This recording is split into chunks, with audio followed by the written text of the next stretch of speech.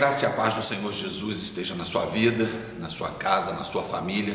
Eu sou o pastor Sérgio Paim da Igreja Ceifa e estou começando mais um programa Tempo de um Novo Tempo. É sempre prazeroso para mim ter a oportunidade de compartilhar uma palavra, trazer uma meditação para você, para sua casa. Eu gostaria de ler um texto hoje que se encontra no primeiro livro dos Reis de Israel, no capítulo 18, a partir do verso 15. É um texto que diz assim: E disse Elias: Vive o Senhor dos exércitos, perante cuja face eu estou, que certamente hoje eu me mostrarei a Acabe. Então foi o profeta Obadias encontrar-se com Acabe e anunciou a ele. E então Elias foi se encontrar com Acabe. Aconteceu que, vendo Acabe a Elias, disse-lhe: És tu o perturbador de Israel? Então disse Elias: Eu não tenho perturbado a Israel, mas tu e a casa do teu pai, porque deixastes o mandamento do Senhor e seguistes aos Baalins. Agora, pois, envia a junta no Monte Carmelo, como também ajunta no Monte Carmelo os 400 profetas de Baal e também os 450 de Acera, que comem da mesa de Jezabel. E então enviou Acabe os mensageiros a todos os filhos de Israel e ajuntou os profetas no Monte Carmelo. Esse texto é um texto que faz parte da narrativa do episódio em que Elias orou no Monte Carmelo e o fogo desceu, consumindo não apenas o holocausto, mas posteriormente dizimando os profetas de Baal e os profetas de Acera. Para que nós possamos entender essa introdução a esse texto, talvez seja necessário fazermos um pano de fundo para termos assim uma elucidação do que estava acontecendo em Israel. Qual era o contexto histórico, qual era o contexto profético e até político dentro de Israel. Acabe era rei de Israel naquela ocasião, e ele havia decretado ou conquistado a paz em Israel através de determinadas alianças. E uma das alianças que ele fez foi justamente com o rei dos fenícios, ou rei da Fenícia, através do casamento com uma mulher chamada Jezabel, que tornou-se não apenas a rainha de Israel, mas uma das rainhas mais conhecidas e de quem mais se fala até os dias de hoje. Porque Jezabel, ela se aproveitou da posição que ela tinha e da liderança que possuía para manipular não apenas a Acabe, mas manipular depois, posteriormente, todo o sacerdócio, toda a nação de Israel. Jezabel, ela conseguiu implantar os seus cultos pagãos, tanto o culto a Baal como o culto a Acera, que em todo o território de Israel, fazendo com que a nação começasse a viver um caos, porque toda a corrupção política, econômica, profética, espiritual, religiosa, estava sendo imposta em Israel através do poderio, através das articulações de Jezabel. Os sacerdotes agora não tinham mais autonomia para fazerem os cultos de acordo com os padrões estabelecidos por Deus, mas Israel havia se tornado uma extensão da Fenícia, do povo sidônio, fazendo com que fosse uma coisa só, e o povo estava completamente comprometido. Em função disso, Deus ele respondeu com uma estiagem que nunca tinha sido vista em Israel, através do profeta Elias, que decretou essa seca, essa estiagem. 3 anos e meio foi o tempo que ficou sem chover, sem orvalho sequer cair em Israel. E depois desse período, o caos havia se estabelecido. A fome era intensa. A fome era tão grave que algumas pessoas já praticavam canibalismo em território hebreu, porque não havia o que comer, não havia o que beber. As coisas estavam muito difíceis em Israel. Esse profeta Obadias, que encontrou-se com Elias no caminho, ele perguntou: Você é Elias? Sim, e Acabe está por todas as nações, vasculhando todos os territórios atrás de você. E Elias disse para Obadias: Pode anunciar para Acabe que eu vou estar com ele. É esse o episódio que nós acabamos de ler. Eu vou estar com ele hoje. E Obadias foi, depois de tentar argumentar com Elias, com medo de Acabe: Vai que eu anuncio para ele, você não aparece. Eu mesmo escondi 100 profetas de Acabe para que ele não matasse, para que ele não dizimasse. Tratei esses homens a pão e água durante 1 ano inteiro. Mas Elias foi se encontrar com Acabe, e quando Acabe vê Elias, ele questiona: És tu o perturbador de Israel? Ele não estava acreditando que estava diante de Elias. E Elias respondeu não com um positivo: Isso sou eu mesmo, você está diante do profeta Elias. Não, Ele não aceitou aquela palavra, mesmo que de uma forma sarcástica, dita por Acabe, ele não aceitou. Ele disse: não, eu não tenho sido o perturbador de Israel, você e a sua casa, vocês têm perturbado a nação. E então ele diz para Acabe o seguinte: pode mandar reunir os profetas de Baal, os profetas de Acera, no Monte Carmelo, em território hebreu, porque nós vamos ali prestar um desafio, e ali nós vamos definir quem é Deus e quem o povo quer servir. Até quando esse povo vai ficar titubeando, cocheando, se inclinando entre dois pensamentos? Se Baal é Deus, que sirvam a Baal; se o Senhor é Deus, que sirvam ao Senhor.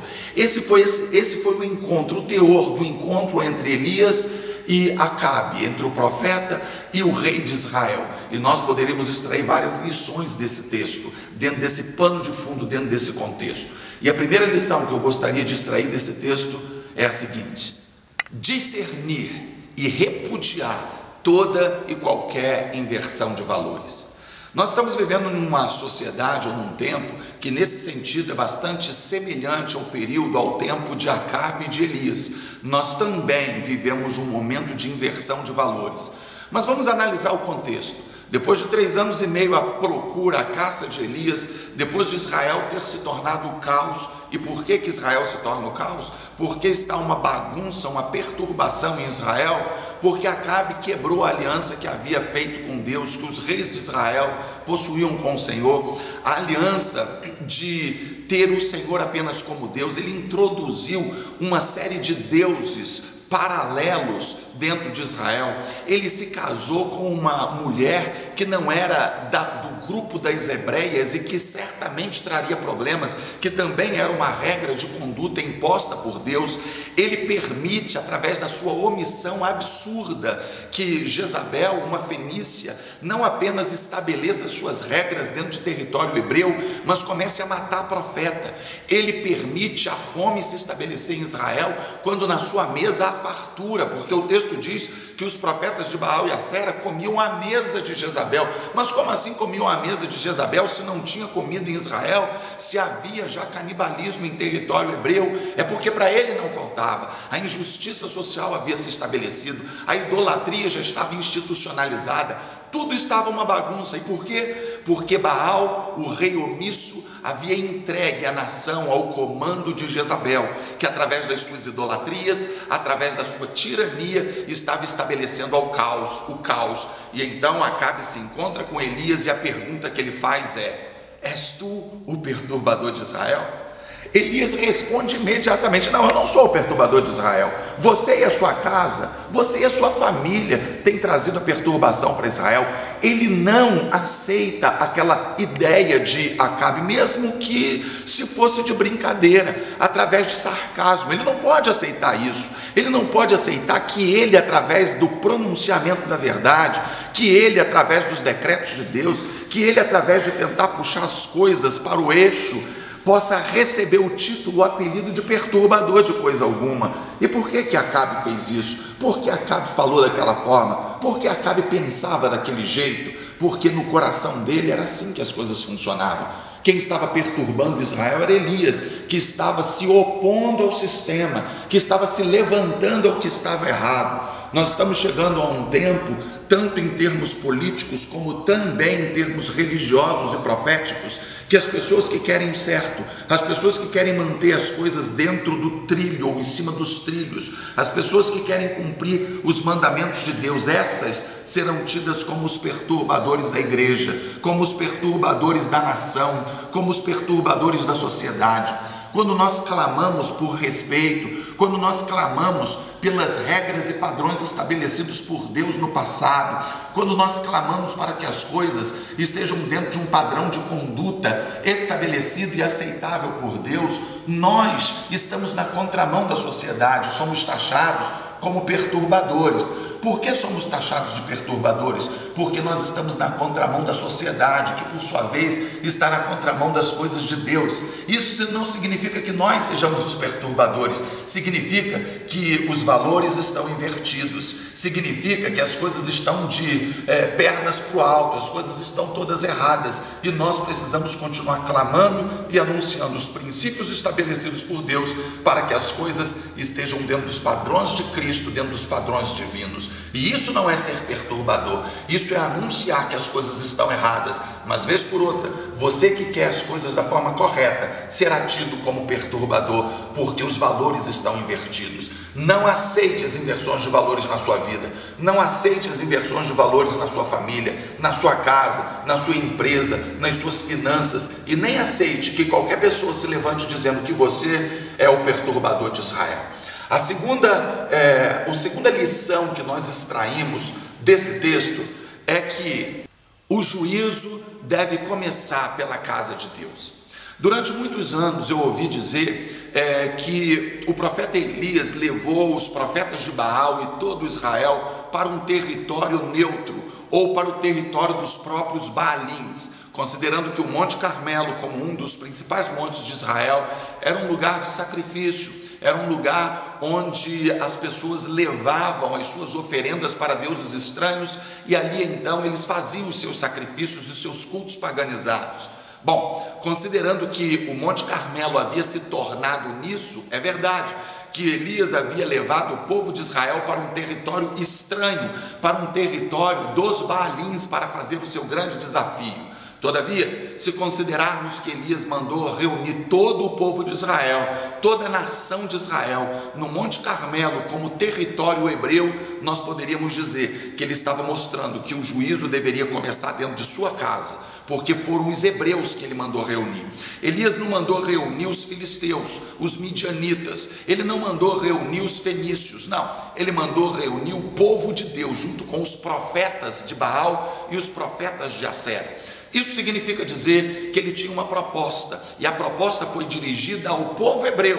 Ele disse: até quando vocês, povo de Israel, até quando vocês estarão cocheando entre dois deuses, entre dois pensamentos, entre dois senhores? O que é cochear? É mancar, é estar andando com dificuldade, é estar indeciso. Ele estava dizendo: até quando vocês vão estar meio trôpegos entre dois pensamentos e sentimentos? Se o Senhor é Deus, optem por isso, o Senhor é Deus. Se é Baal, que sigam a Baal. Mas de qualquer forma, o desafio, a proposta, tudo foi dirigido ao povo de Israel. Nós não vemos na Bíblia o profeta Jeremias, o profeta Daniel, o profeta Isaías, qualquer profeta se dirigindo aos povos pagãos, tentando exigir um conserto, fazendo com que esses povos voltem para uma direção estabelecida por Deus, porque esses povos inicialmente não haviam recebido uma promessa, não haviam se comprometido com Deus Jeová. Sempre nós vemos os profetas sendo levantados para confrontarem aqueles que estavam em pecado dentro de Israel. Sempre nós vemos dentro da Bíblia os profetas, os apóstolos, confrontando primeiro aqueles que deveriam ser as pessoas que estariam dando o ritmo, a direção às coisas, aqueles que foram chamados por Deus. E eu entendo com isso que ali Elias estava chamando o povo de Israel para o conserto. Eu entendo com isso que todos os profetas em todos os tempos estavam chamando o povo de Deus para o conserto, de volta para a aliança. Isso significa que o conserto, que o juízo, ele precisa começar dentro da casa de Deus. Muitas vezes nós cristãos estamos preocupados com algumas situações que se desenrolam hoje no mundo, e é verdade que nós temos que nos preocupar. Eu não posso me calar, por exemplo, diante do Lava Jato, do saque absurdo que está se fazendo, está sendo feito na Petrobras, por exemplo, que é um assunto que está em voga hoje.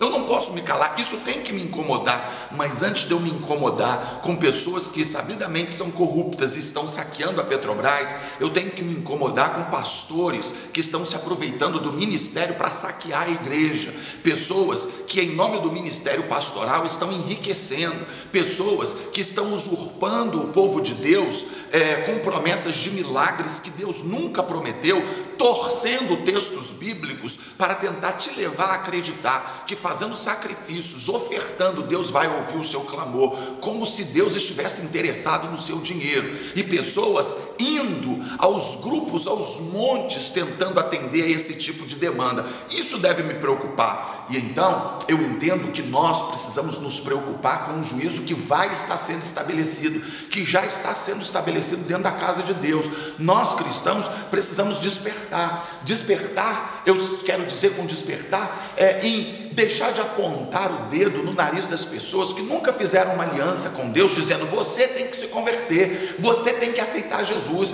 você tem que se render ao Evangelho. E ao invés disso, nós precisamos viver o Evangelho e entender que Deus está cobrando de mim e de você que se declara cristão, para que nós, através da nossa conduta, do nosso comportamento, nós venhamos a de alguma forma trazer essas pessoas para o Evangelho de Cristo. Nós precisamos viver o Evangelho, nós precisamos entender que o juízo vai começar na nossa vida, para que através desse juízo na nossa vida as pessoas possam ver Deus.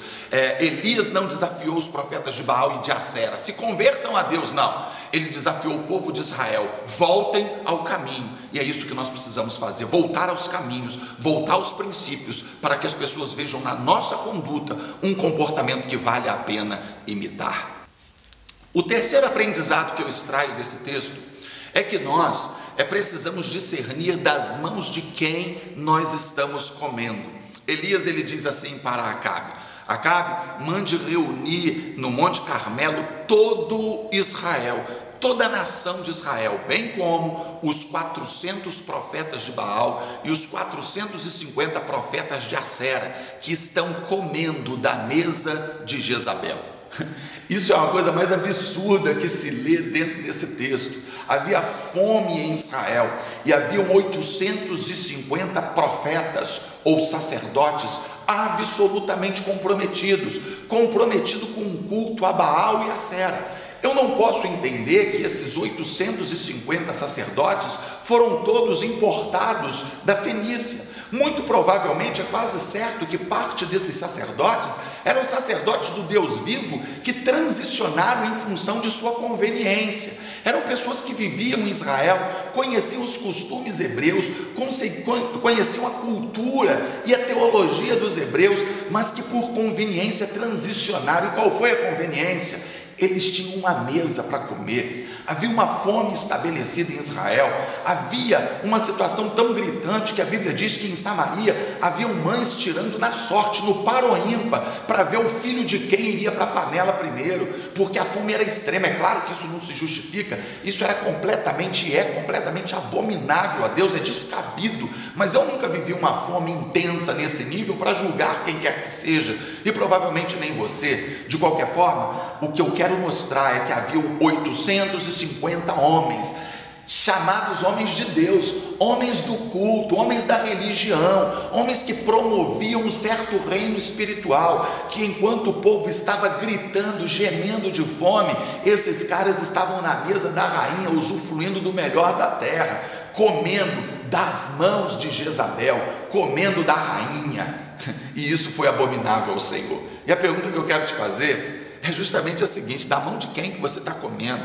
Da mesa de quem você está se alimentando? Nós precisamos tomar cuidado em qual tem sido a moeda de troca que tem sido nos oferecido e o que tem sido usado para nos corromper a nossa fé. Circunstâncias, fome, dificuldade não podem ser maiores do que as nossas convicções. Nós não temos direito de negociar a nossa fé em função do que quer que seja. E existem pessoas hoje, tanto sacerdotes como cristãos comuns, se alimentando de mesas que não podem se alimentar. Existem pessoas hoje se alimentando de sensacionalismo. Qualquer portinha que se abre, qualquer pessoa que se declare profeta, qualquer pessoa que diga ter uma palavra de Deus, tem prostituído a igreja, tem levado gente, mais gente, multidões atrás de si, com promessas, como eu disse há pouco, que Deus nunca fez, e tem prostituído. Existem pessoas dentro das igrejas que só têm conversas inconvenientes, conversas que trazem peso, que trazem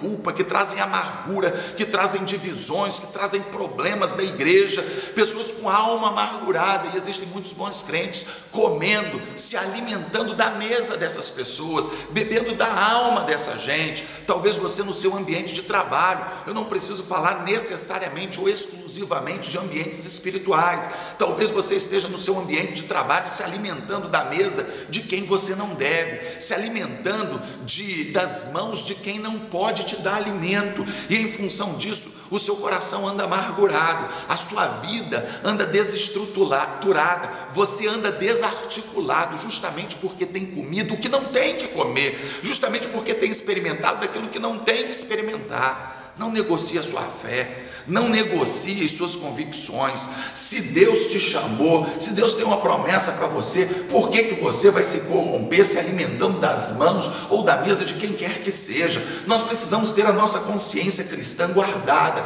em paz, entendendo que nós temos que nos alimentar das mãos do Senhor, para que nós não venhamos corromper a nossa fé, para que nós não venhamos a perder a nossa consciência cristã, para que não venhamos a prostituir a nossa vida espiritual em função de qualquer benefício que estejam nos dando. E na maioria das vezes os benefícios que trazem são promessas mirabolantes que provavelmente nunca vão se concretizar, nunca vão se cumprir, simplesmente porque não foram promessas enviadas por Deus. Para concluirmos esse texto, queridos, eu gostaria de partir lá na frente, do pós-desafio. Elias, depois desse episódio, depois de ter exigido uma decisão do povo: até quando vocês estarão cocheando entre dois senhores, entre dois deuses? Se Baal é Deus, sigam. Se o Senhor é Deus, siga o Senhor. E o povo nada lhe respondeu. O povo nada lhe respondeu foi algo muito duro para Elias. E Elias, então, depois desse silêncio do povo, ele diz assim: só eu fiquei, e os profetas de Baal são 450, e mais os de Acera. Elias se sentiu só por causa da omissão do povo. Lá no pós-desafio, depois do fogo ter descido, consumido o holocausto, depois de Elias ter vencido o desafio, cumprido a sua meta, diz o texto da palavra de Deus que ele foi para o deserto, ele se exilou, ele foi para ficar sozinho numa caverna, e diz a Bíblia que ele pediu a morte. Tudo indica que Elias entrou numa depressão. E depois Deus, para revigorar as forças de Elias, mostrou para ele: Elias, existem mais 7.000 joelhos em Israel que não se dobraram diante de Baal, você não está sozinho. Interessante que quando nós temos a sensação de que estamos sozinhos, nós perdemos o senso das coisas, nós começamos a ficar deprimidos, nós ficamos para baixo, nós esquecemos até das promessas que Deus nos fez, e esquecemos de coisas que não podemos esquecer. Nesse mesmo texto, quando Elias se encontra com Obadias, Obadias havia informado para ele que ele, Obadias, tinha escondido 100 profetas em covas e alimentado durante um ano com pão e água. Ou seja, Elias sabia que não estava sozinho, ele sabia que tinha mais 100 junto com ele, e agora Deus informava para Elias que mais 7.000 estava junto com ele. E por que Elias esqueceu? Por que Elias desconsiderou isso? Porque quando ele perguntou: quem vai servir a Deus? Até quando vocês vão ficar cocheando entre dois pensamentos? Não teve um que se levantou, não teve um que falou assim: não, eu vou estar com você, Elias. Não teve um sequer que tenha dito assim: não, eu vou ficar com Baal porque é mais interessante para mim. Não, o povo se omitiu, o povo se calou. E Elias, quando percebeu que as pessoas que provavelmente estariam com ele, ou se havia alguém que estaria com ele ali, esse alguém era omisso, esse alguém não se apresentou, esse alguém não estava disposto a arcar com os custos, não estava disposto a pagar o preço, ele fez a leitura de que estava sozinho. Algumas vezes, para as pessoas saberem que não estão sozinhas, elas precisam ver a outra pessoa se manifestar. Talvez você, crente, membro de uma igreja, para o seu pastor saber que ele não está sozinho, você tem que dizer para ele que está com ele. Talvez você, pastor, que está me ouvindo, para uma ovelha que está desgarrada, que está passando dificuldade, que está passando luta, saber entender que não está sozinha, você precisa dizer para ela que você está junto com ela. Nós precisamos dizer para o nosso filho que nós estamos junto com ele. Nós precisamos dizer para os nossos pais que estamos junto com ele. Nós precisamos dizer para as pessoas amadas que estamos junto, para que essas pessoas saibam que tem com quem contar. Elas precisam entender que tem com quem contar. Talvez o seu filho tenha entrado para a droga, a sua filha tenha entrado para a prostituição, os seus filhos tenham enveredado por um caminho ruim, por um caminho que não agrada a você e que sabidamente também não agrada a Deus. Não porque sejam mau caráter, não porque sejam da pá virada, rebeldes, revoltados, nada disso. Talvez é porque lá fora, lá no traficante, lá nas pessoas promíscuas, essas pessoas, esses jovens tenham encontrado ombros, pessoas que tenham mostrado com atitudes que estavam junto com elas, e elas, para não estarem sozinhas, acabaram se enveredando por caminhos difíceis, por caminhos tortuosos, por falta de alguém que dissesse: eu estou com você. Pessoas que se sentem sozinhas, elas ficam deprimidas. Pessoas que se sentem sozinhas, elas esquecem das promessas. Pessoas que se sentem sozinhas, elas vão para a caverna. Mas não é isso que Deus quer para você. Não é isso que Deus quer para mim. Deus quer que nós saibamos que ainda que todos declinem nas suas posturas e nos seus posicionamentos, Deus está conosco. A palavra de Deus nos mostra que Deus quer que nós entendamos que temos um Deus acima de todas as coisas que vai estar conosco, ainda que falhemos, ainda que erremos. Existe um louvor muito bonito que eu gosto muito, que fala alguma coisa mais ou menos assim, que se eu estou forte, se eu estou bem, Deus ele está comigo, mas se eu estou caído, eu estou fraco, Ele ainda está comigo, Ele me ama e não deixa de me amar. Deus me ama, Deus te ama, a despeito da situação e do momento que você esteja vivendo, e a única coisa que Ele quer de mim e de você é posicionamento, que mesmo com as nossas fraquezas, nós possamos dizer para Ele: Deus, eu quero estar contigo, me ajuda a caminhar junto da Tua presença, e Ele vai te ajudar. Que Deus possa abençoar você, que Deus possa abençoar a sua casa, e te dar forças, graças para se posicionar e criar uma estrutura familiar que esteja pronta, que esteja fortalecida para enfrentar todos os desafios desse mundo, para a glória de Deus e para a segurança tua. Que Deus te abençoe. Eu quero te convidar para estar conosco nos nossos cultos aos domingos, às 18h30. Eu gostaria que você viesse nos visitar num domingo, 18h30. Nós estaremos numa grande celebração. Ou, se você é jovem, aos sábados às 20h, aqui no nosso templo, culto de juventude, Rua Sarah Brown, número 89, Browns. Sábado, 20h, juventudes. Domingo, celebração de toda a igreja às 18h30. Espero você, que Deus abençoe você e a sua família no nome de Jesus.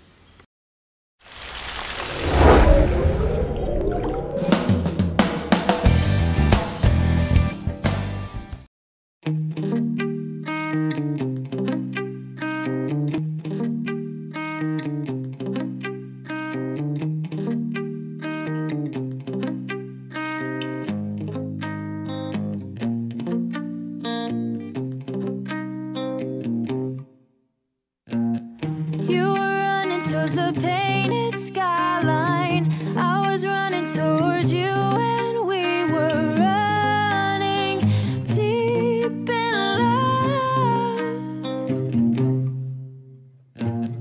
You asked if I were to keep your secrets. I bore their tattoos and